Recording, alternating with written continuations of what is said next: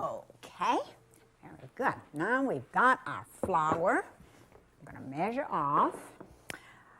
Usually what I like to use is a 1-on-1 ratio, like a cup of flour and a cup of oil. And what I'm done, first of all, is that I've heated my oil. Now remember, I am a seasoned roux maker. A novice should not try this right away. I've heated my oil, and what I'm going to do is, I want to show you how to measure it. See, this is about a cup. It doesn't have to be exact, but actually you don't have to level it off or anything, because Cajuns, they just approximately. So I'm going to add this to my heated oil, okay? Now, honey, mix it up real good. The reason I heated my oil is that, you know, it takes a long time to make a roux. Actually, the longer it takes to make a roux, the better the roux tastes, because it just gets down real and it just cooks the flavor and that certain, well, I guess that flour taste. You want to get that out of there. So here it is. I guess the chefs know the right terminology for this, but I just, you know, I just say just cooks it down the way it tastes better. And you just need to stir, stir, stir. Don't ever stop stirring when you're making a roux, because, oh, honey, you have to tie the kids to the bedpost, take the phone off the hook, do not answer the doorbell, because if you leave this pot, you will see it may just completely be ruined. Because as soon as some little black specks starts forming in here, forget it. You can throw it away and start again, because once those black specks form in there, it has burnt the flour in it. And it's so bitter, you can never fix it. So just let it just go on a slow cook at first. Now, it took me a few times to learn how to cook a roux. Actually, I burnt one time. Watch, I burnt my second one on television today. So this is actually a blonde roux. Right now, as we speak, this would be the shade, I would say, that we would use it for a gravy. And this is not the color that you want it for a gumbo or a stew. This is for a gravy or an etouffee. I use this color when I make my crawfish etouffee or my shrimp etouffees. So this is really the right shade, but wrong for gumbo or stews. Remember that. Or sauce pecans. I like to brown mine real dark. Almost chocolate covered is what I like to say. Now, before they invented whisk, I don't know what women did. I guess they burnt their roux more than now.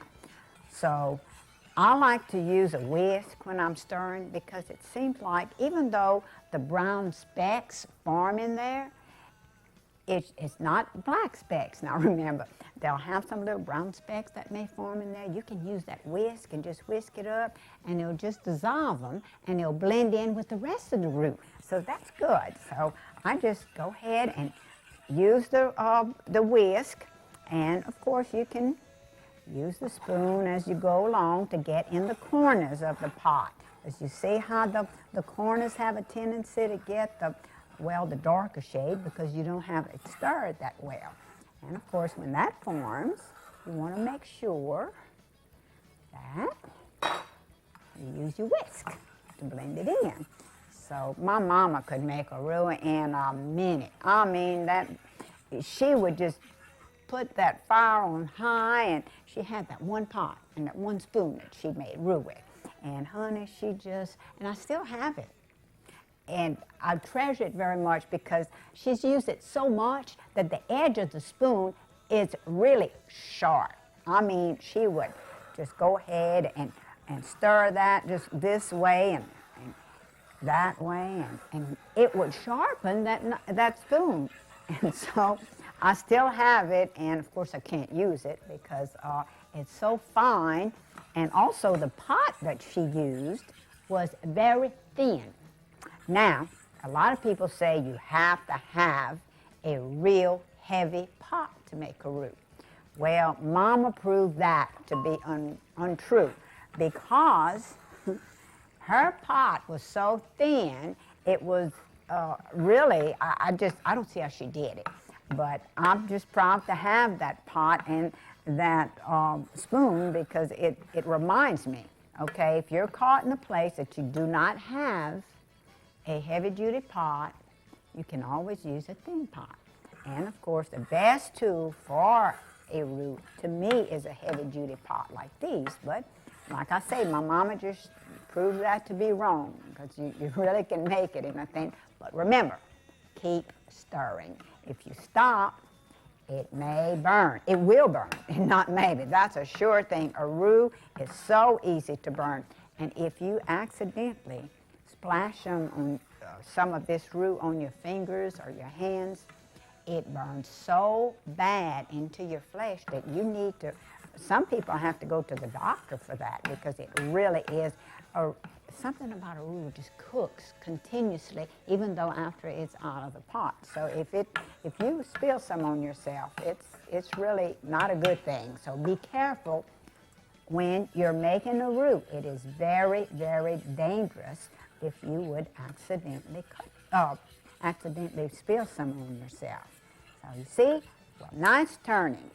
And this is more of the chocolatey colored flavor that I would want because it's turning real good. And you listen, if you want the neighbors to come to your house, start making a roux.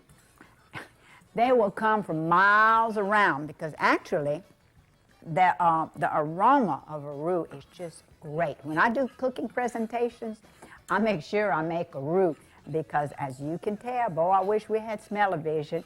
It just has that just wonderful aroma. Now, to this, remember I have always said you have to add cold water to hot roux. Hot water to cold roux. But today we have a very hot roux, and this is going to be my cameraman's nightmare. I tell you, you add your water very, very slowly to this. It's brown now. It's a beautiful brown color. This is what I'm looking for. And you see when you add the water to it, how that gravy is formed there? Well, that's exactly the color of the gumbo that I'm looking for.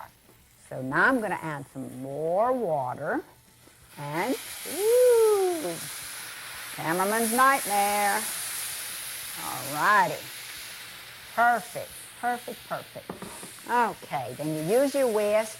You whisk it up real good. Of course, you add the water, the amount of water that you need to make your gumbo or your stew or your etouffee, and then you're set to go.